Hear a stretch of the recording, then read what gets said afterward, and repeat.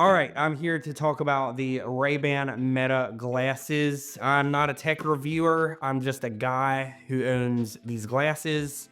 They are basically a pair of sunglasses with a camera in them, and they can do some other cool things too. So there are 7 key points that you have to think about with this technology. So first, design and comfort. If you're gonna be wearing these things for a while, they gotta be comfortable. They have 3 different styles. So the Wayfarer, the ones that we have here, the Headliner, and the Skylar. They also come in a bunch of different colors, lens options. You can choose a clear lens, normal gradient, tinted transition lens, things like that. So the main question, are they comfortable? The answer, they're pretty comfortable. They feel, for the most part, like a regular pair of Ray-Bans, but they're definitely a little bit heavier. If I had to rate the comfortability level, I'd give it like a 7. The good thing though is they're pretty balanced throughout the entirety of this pair of glasses. All right, the second point I want to talk about the actual smart features that are offered in these glasses. The Ray-Ban Meta Smart Glasses are built on Qualcomm's new AR1 Gen 1 platform, and I don't know what any of that means, but we found it when we were doing research, and I think it means they're good. They do a good job when I need them to do things. So if I say, hey Meta, what am I looking at? You're looking at a camera setup in front of a white wall. There is also some text on the screen, possibly describing something related to glasses or eyewear with cameras built in. If I had some text on the screen that was potentially in a different language, I was out in a foreign country and I see some signage somewhere, I could probably say, hey, what is this? And what does this sign mean? Or what does it say in French, Spanish, German, etc. So the glasses offer an ultra wide 12 megapixel camera that shoots in this kind of weird 1374 by 1824 format. The quality from this camera is fantastic, considering it's shooting from a pair of sunglasses. It adapts really quickly, so I'm even looking at things like dynamic range of the camera. I'm looking at things like how quickly is it shifting ISO so that it is exposing properly. So I'm gonna go ahead and hit record right now so you can see the perspective that I'm getting. You can see my hands are out, things like that. And then as I look outside, there's probably some exposure shift, and then there's exposure shift when I come back. So here's the thing, I don't know what it looks like. I don't know what I'm recording fully.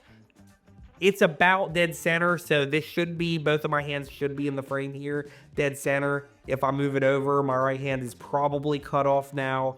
If I move it over here, my left hand is probably cut off, but again, I don't know.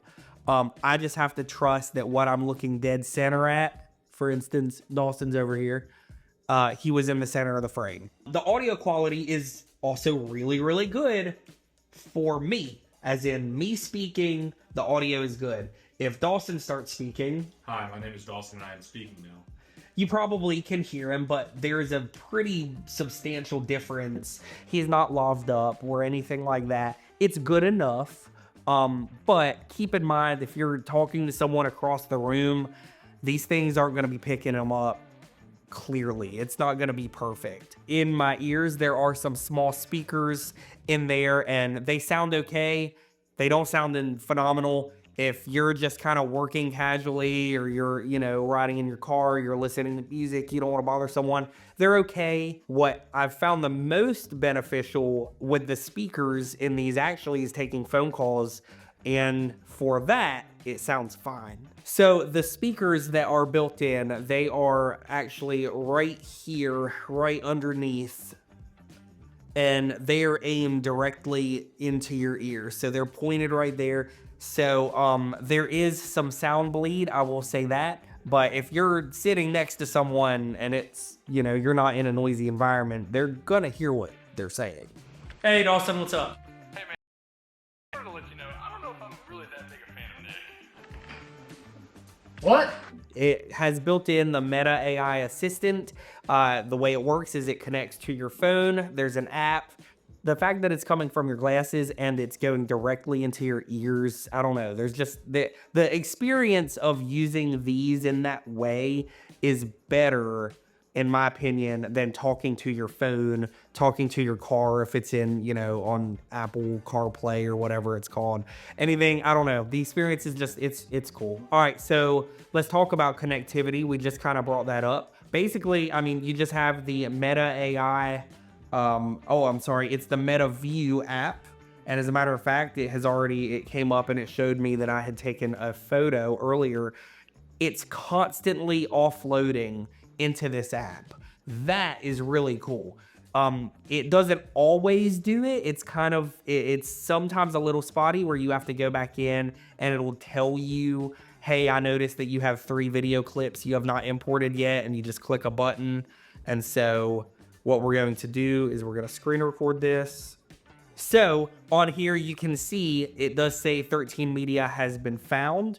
And so I'm just going to click import and it's going to connect. Now, the reason that it didn't do this automatically is because my phone automatically connects to our company Wi-Fi here at our studio, and it does connect to these via Wi-Fi.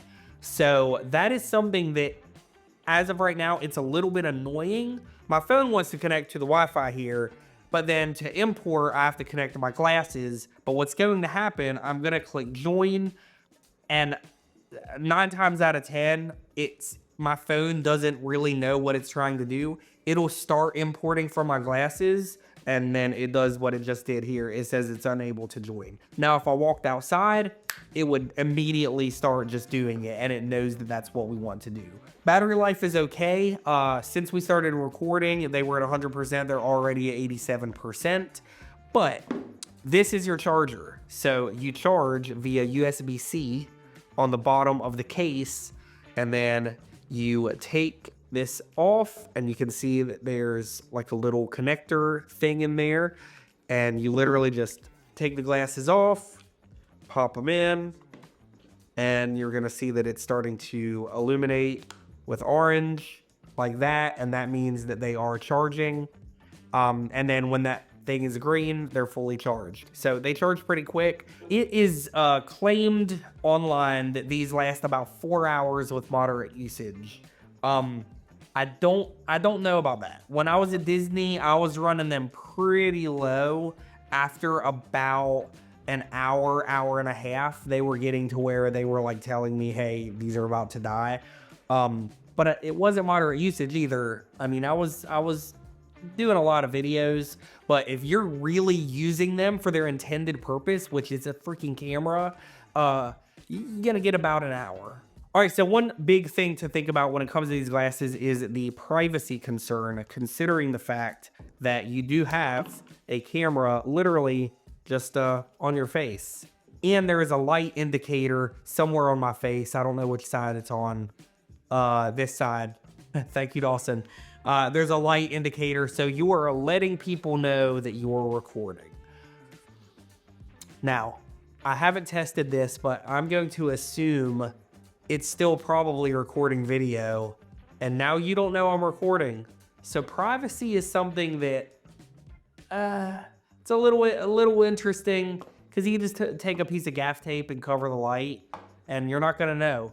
In my opinion, I would have thought if they put some form of a very, a ring light behind the lens that's actually filming, then there's no way you can cover that light, because if you cover that light, it's going to cover the camera. All right, so if you're thinking about buying this, and you might be asking when I could use something like this, why would I buy it, things like that. I tend to not purchase things like this on my own, but I did ask for a gift, and my wife got it for me. With that said, now that I've used it, I'm thinking we're probably going to buy a couple more pair, and they're going to be here at our studio, and we're going to use them for behind the scenes content. But the overall primary purpose to buy these is if you are a content creator, if you like to shoot behind the scenes, these are awesome. They really are. I love them so much, and it has increased the amount of footage that we've been collecting to use for social media and behind the scenes. I mean, tenfold. Are they practical for everyday life? Yes. Simple. I'm gonna make it short. So on to the final point, probably what most of you are focused on, the price. So the lowest current price for these glasses is $299. The highest price is $379. They're pretty expensive. They are, and I understand that. But again, when you look at it from the fact that it's not just a pair of Ray-Bans, and they are real Ray-Bans, it's also, you're buying an AI assistant. You're buying something that you can listen to music and take calls on. You're buying a camera that makes things a lot easier so that you're not having to do this to film social media content. In my opinion, they are absolutely worth the price. To be honest, I would have thought they would start at $399. We have increased the amount of social media content that we've been filming behind the scenes substantially since I got these. And I realized, you know, some people might think that it's like distracting to have these around and on your face. It's the opposite. It is way less distracting to come up here and hold a button down for a second, and then I just go about my day and we're capturing content as it's going.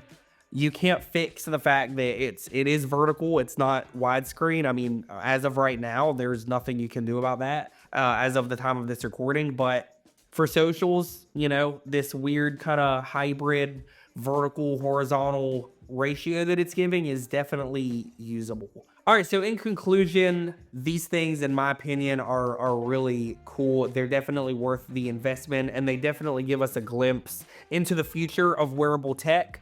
I mean, think about it. This is the first really of its kind that was built at mass to provide something to regular people. And so definitely let me know your thoughts if you have these. What do you like about them? What do you not like about them? Drop a comment below. Are you thinking about getting some? Drop your opinions, comments below. Don't forget to subscribe. We have a lot of fun content planned. I'm not a tech reviewer. I'm just a guy. I'm just a dude in Alabama who has a few cameras and some audio stuff. And my wife bought me some fun things, but this is a lot of fun to me. This is something that I enjoy. So let me know if you like this video, because if you do, I'll make more. And if you don't like it, I'll cry in a corner and I won't make anything else. Subscribe.